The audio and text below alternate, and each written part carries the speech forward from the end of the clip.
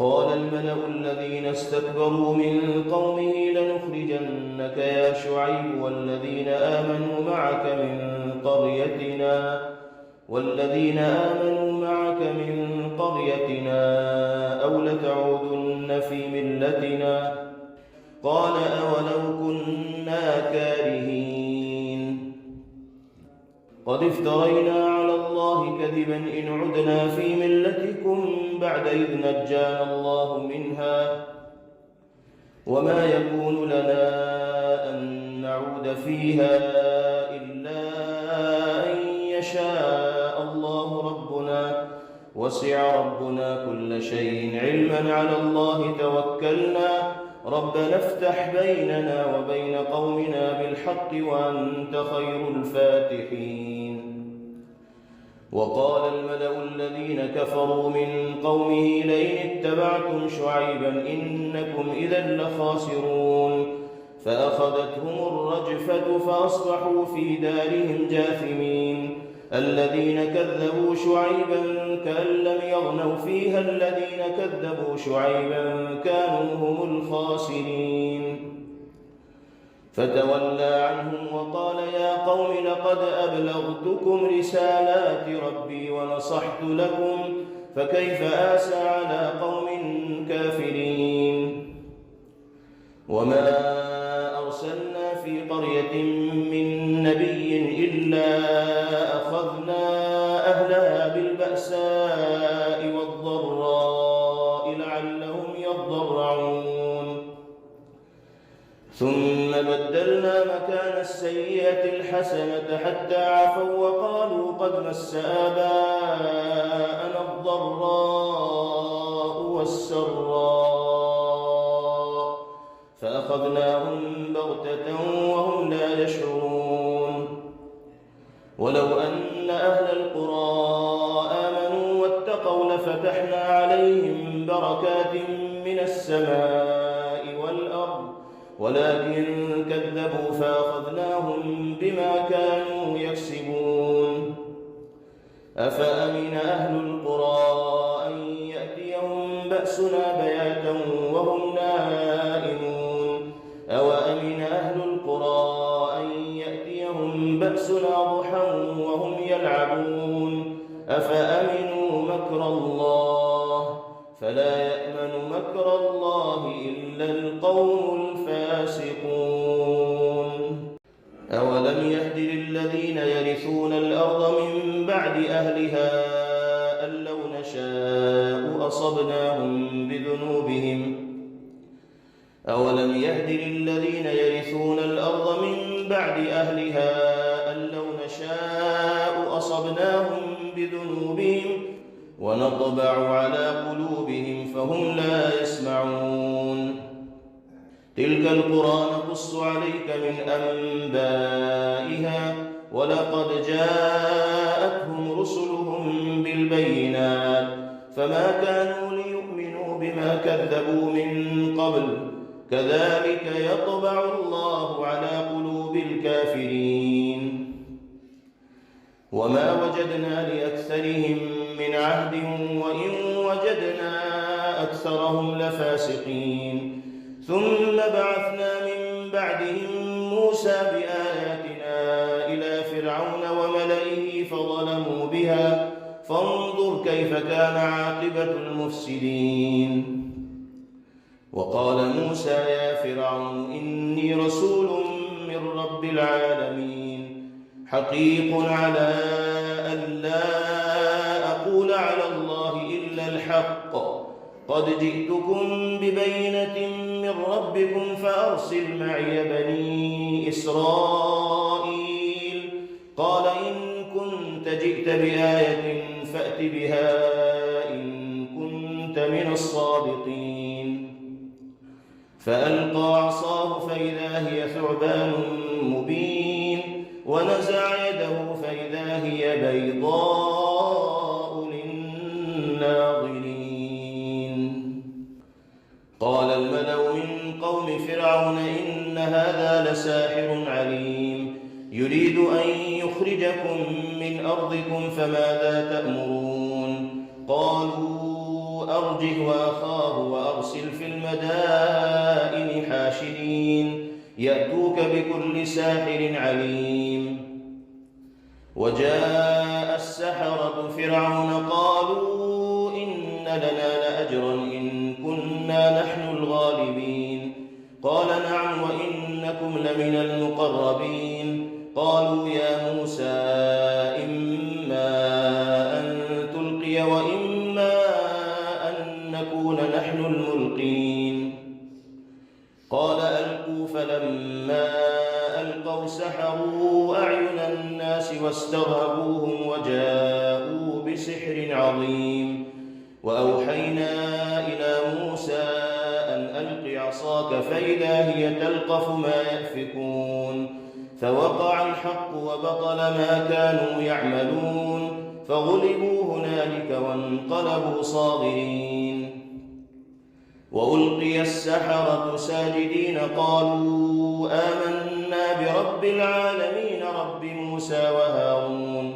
قال فرعون آمنتم به قبل أن آذن لكم إن هذا لمكر مكرتموه في المدينة لتخرجوا منها أهلها فسوف تعلمون.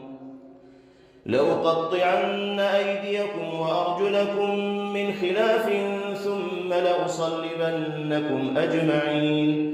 قالوا إنا إلى ربنا منقلبون.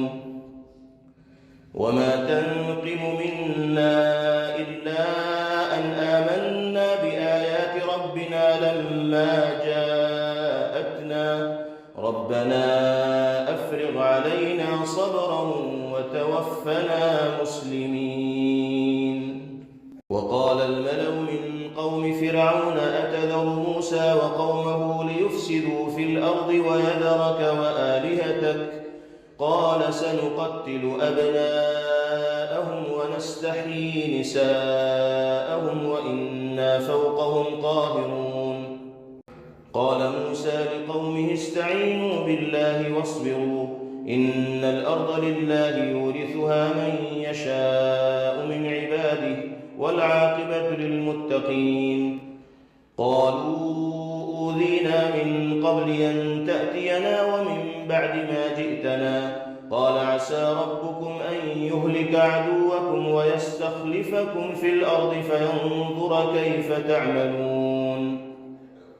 ولقد أخذنا آل فرعون بالسنين ونقص من الثمرات لعلهم يذكرون.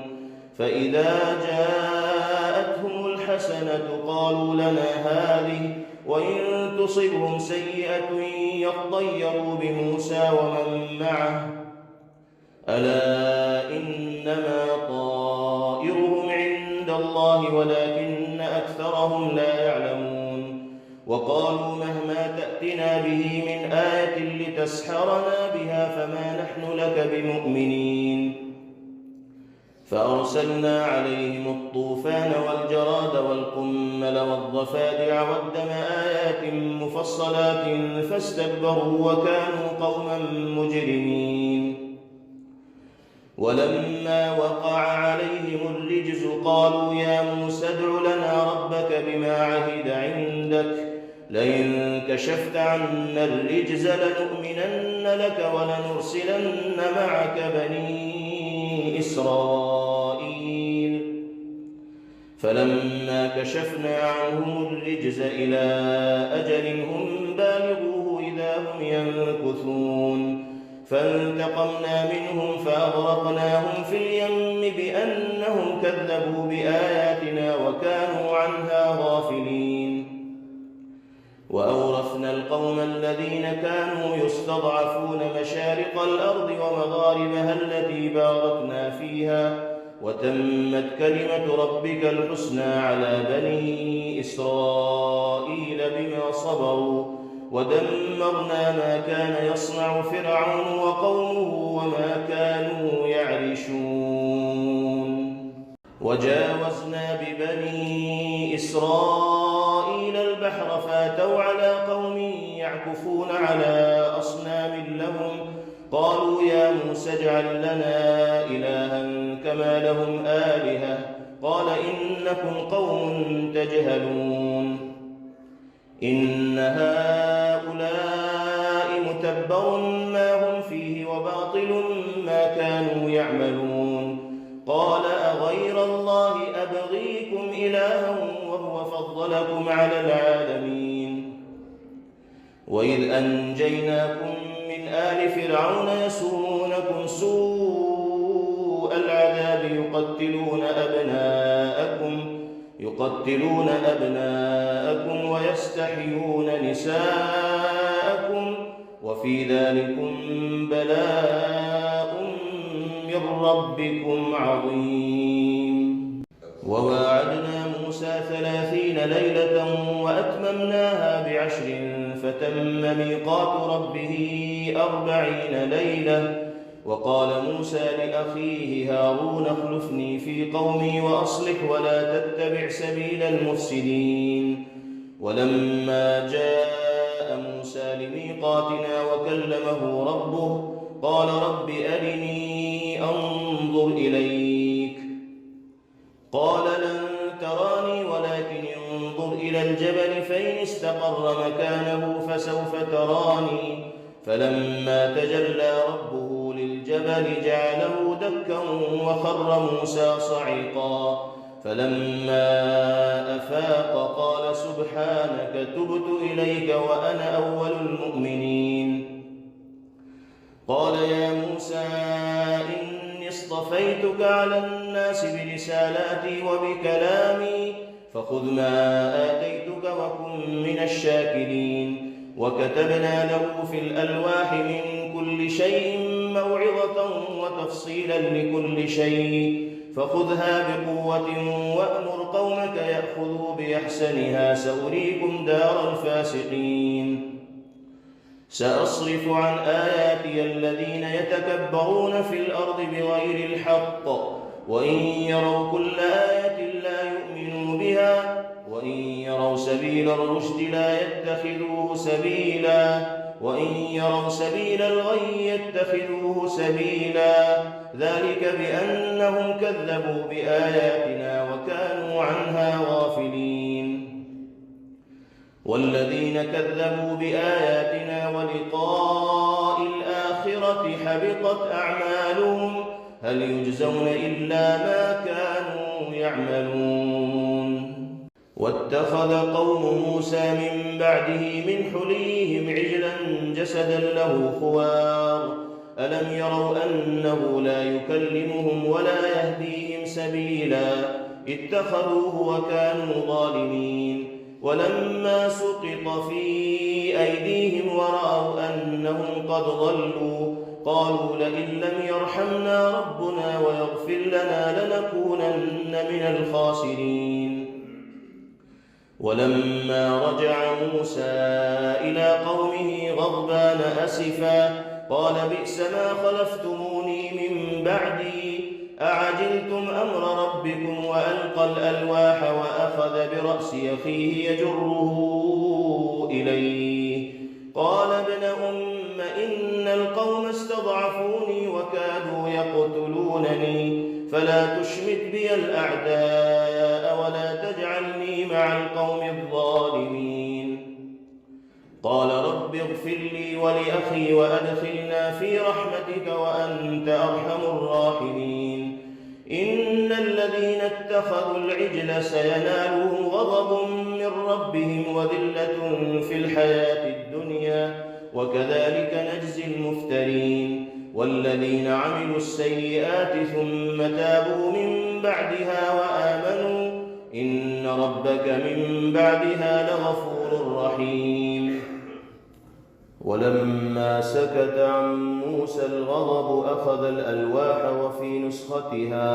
وفي نسختها هدى ورحمة للذين هم لربهم يرهبون واختار موسى قومه 70 رجلا لميقاتنا فلما أخذتهم الرجفة قال رب لو شئت أهلكتهم من قبل وإياي أتهلكنا بما فعل السفهاء منا إن هي إلا فتنتك تضل بها من تشاء وتهدي من تشاء، أنت ولينا فاغفر لنا وارحمنا وأنت خير الغافرين. واكتب لنا في هذه الدنيا حسنة وفي الآخرة إنا هدنا إليك. قال عذابي أصيب به من أشاء ورحمتي وسعت كل شيء فسأكتبها للذين يتقون ويؤتون الزكاة والذين هم بآياتنا يؤمنون.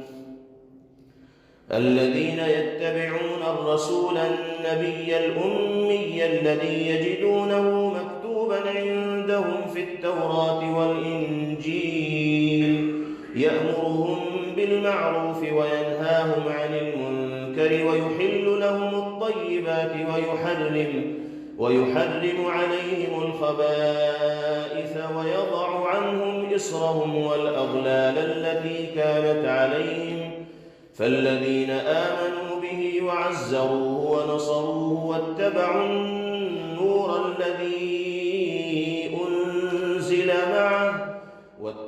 النور الذي أنزل معه أولئك هم المفلحون.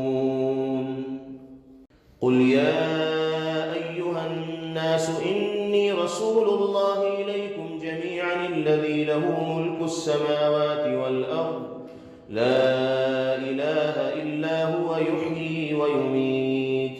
فآمنوا بالله ورسوله النبي الأمي الذي يؤمن بالله وكلماته واتبعوه لعلكم تهتدون. ومن قوم موسى أمة يهدون بالحق وبه يعدلون. وقطعناهم 12 أسباطا أمما وأوحينا إلى موسى إذ استسقاه قومه أن اضرب بعصاك الحجر فانبجست منه 12 عينا قد علم كل أناس مشربهم وظللنا عليهم الغمام وأنزلنا عليهم المن والسلوى كلوا من طيبات ما رزقناكم وما ظلمونا ولكن كانوا أنفسهم يظلمون. وإذ قيل لهم اسكنوا هذه القرية وكلوا منها حيث شئتم وقولوا حطة وادخلوا الباب سجدا نغفر لكم خطيئاتكم سنزيد المحسنين. فبدل الذين ظلموا منهم قولا غير الذي قيل لهم فأرسلنا عليهم رجزا من السماء بما كانوا يظلمون. واسألهم عن القرية التي كانت حاضرة البحر إذ يعدون في السبت إذ تأتيهم حيتانهم يوم سبتهم شرعا ويوم لا يسبتون لا تأتيهم كذلك نبلوهم بما كانوا يفسقون. وإذ قالت أمة منهم لم تعظون قوما الله مهلكهم أو معذبهم عذابا شديدا قالوا معذرة إلى ربكم ولعلهم يتقون. فلما نسوا ما ذكروا به أنجينا الذين ينهون عن السوء وأخذنا الذين ظلموا بعذاب بئيس بما كانوا يفسقون. فلما عتوا عما نهوا عنه قلنا لهم كونوا قردة خاسئين. وإذ تأذن ربك ليبعثن عليهم إلى يوم القيامة من يسومهم سوء العذاب إن ربك لسريع العقاب وإنه لغفور رحيم. وقطعناهم في الأرض أمما منهم الصالحون ومنهم دون ذلك وبلوناهم بالحسنات والسيئات لعلهم يرجعون.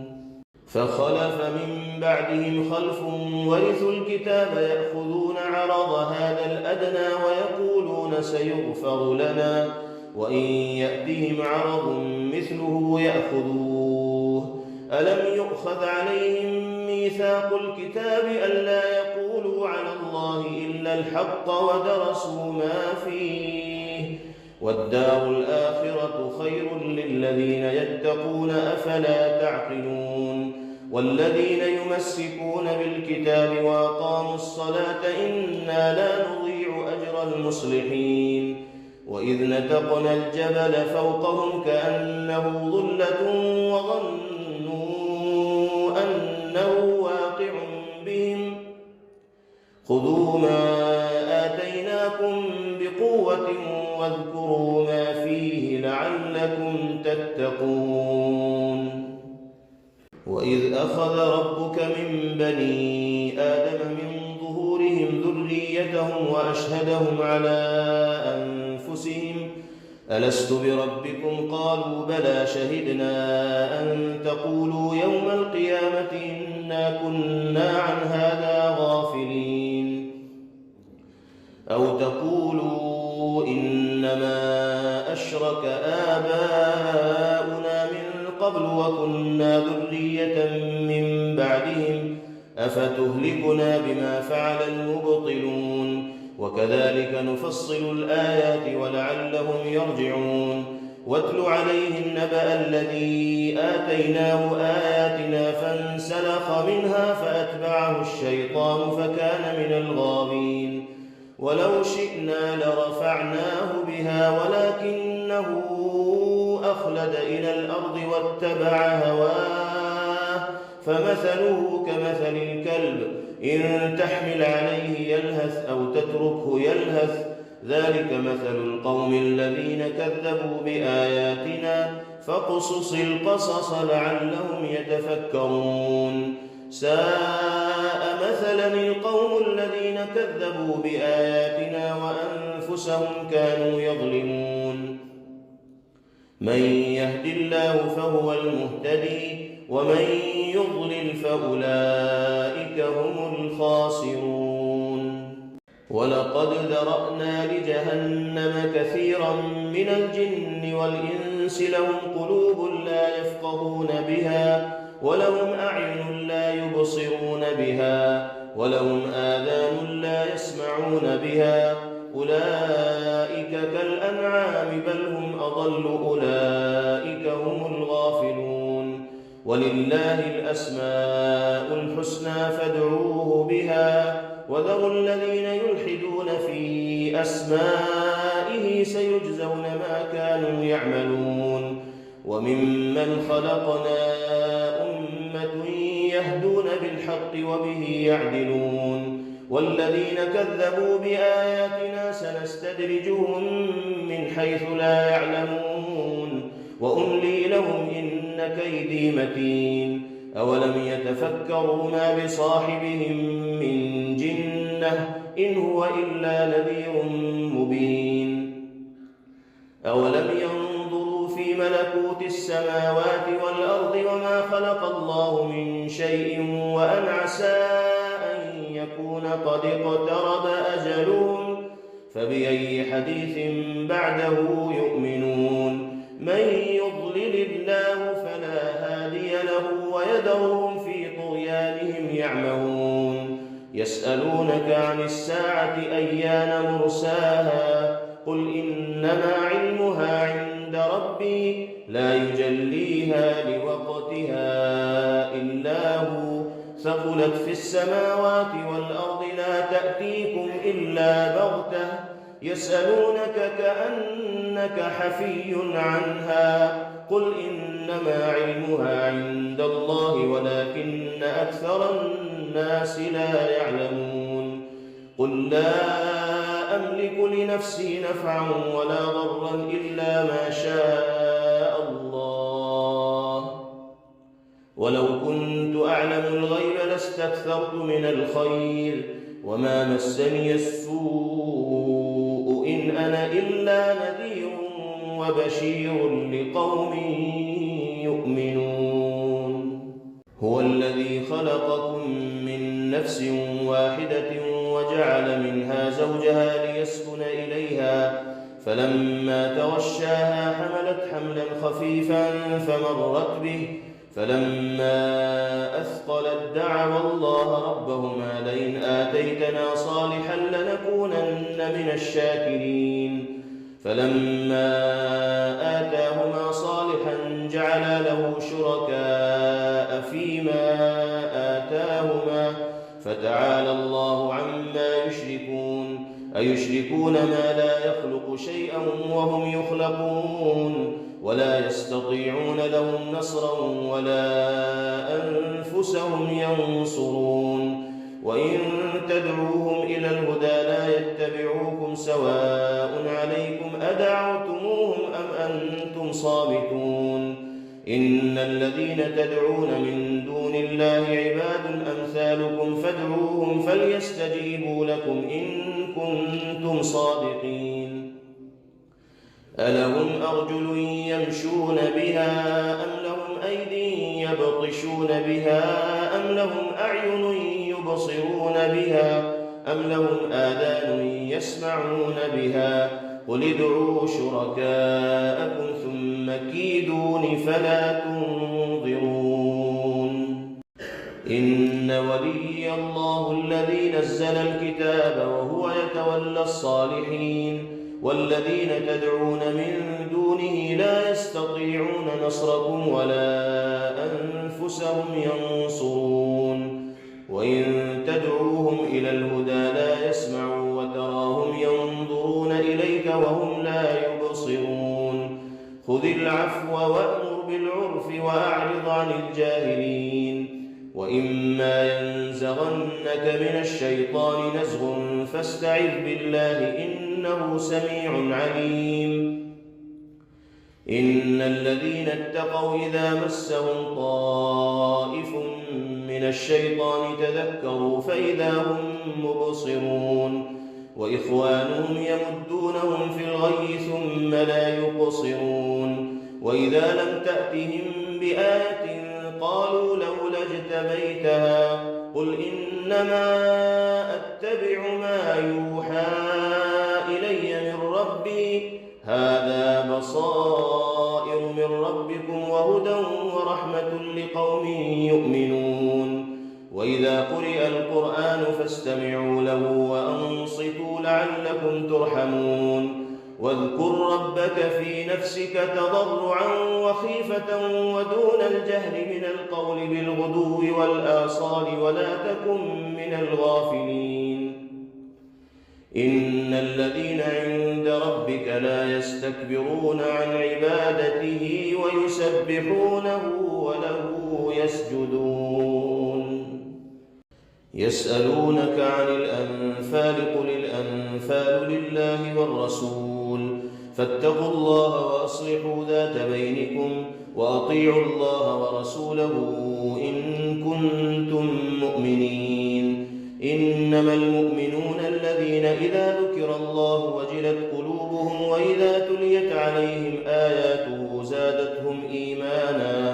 زادتهم إيمانا وعلى ربهم يتوكلون الذين يقيمون الصلاة ومما رزقناهم ينفقون أولئك هم المؤمنون حقا لهم درجات عند ربهم ومغفرة ورزق كريم كما أخرجك ربك من بيتك بالحق وإن فريقا من المؤمنين لكارهون يجادلونك في الحق بعدما تبين كأنما يساقون إلى الموت وهم ينظرون وإذ يعدكم الله إحدى الطائفتين أنها لكم وتودون أن غير ذات الشوكة تكون لكم ويريد الله أن يحق الحق بكلماته ويقطع دابر الكافرين ليحق الحق ويبطل الباطل ولو كره المجرمون إذ تستغيثون ربكم فاستجاب لكم أني ممدكم ب1000 من الملائكة مردفين وما جعله الله إلا بشرى ولتطمئن به قلوبكم وما النصر إلا من عند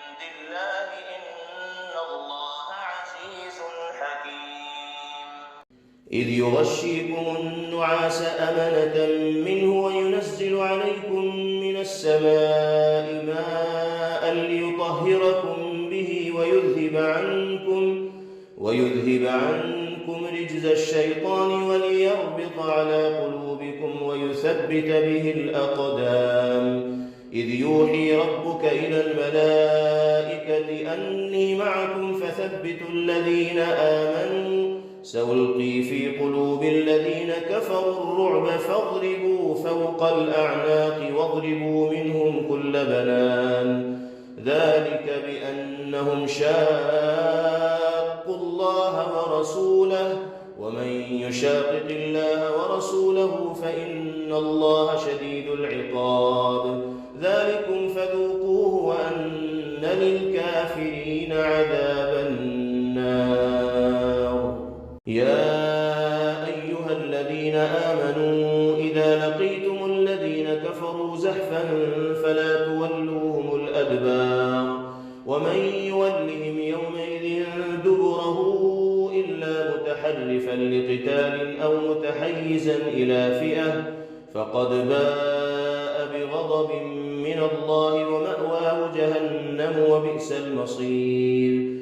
فلم تقتلوهم ولكن الله قتلهم وما رميت إذ رميت ولكن الله رمى وليبلي المؤمنين منه بلاء حسنا إن الله سميع عليم.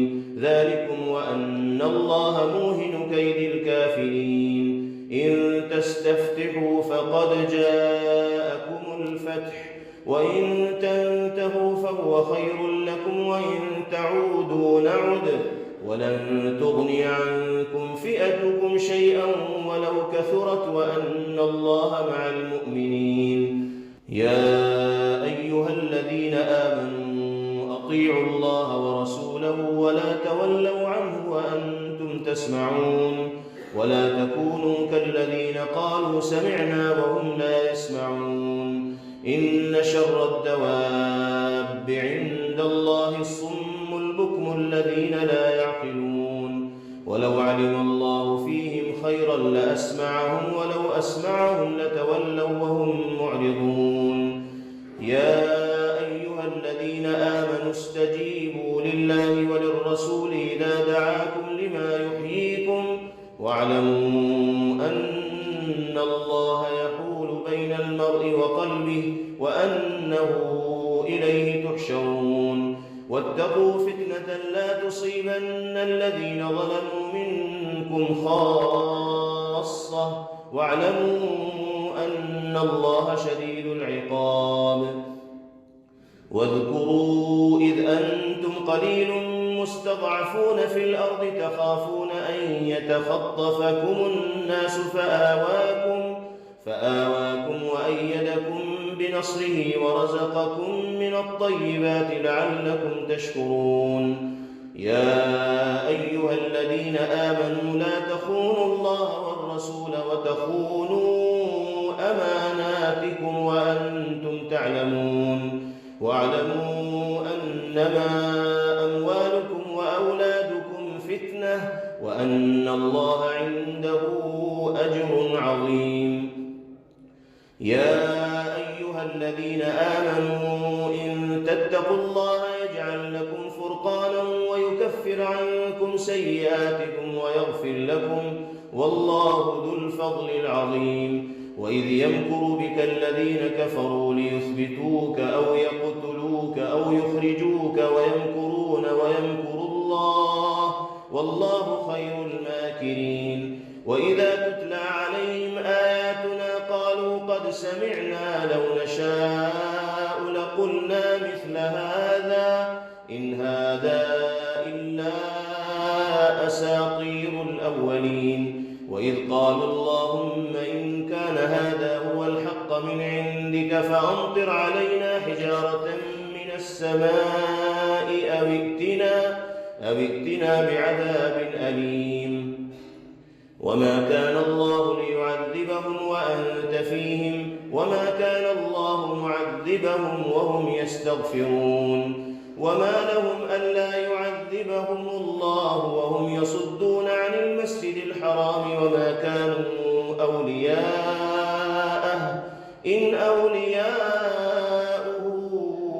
إلا المتقون ولكن أكثرهم لا يعلمون وما كان صلاتهم عند البيت إلا مكاء وتصدية فذوقوا العذاب بما كنتم تكفرون إن الذين كفروا ينفقون أموالهم ليصدوا عن سبيل الله فسينفقونها ثم تكون عليهم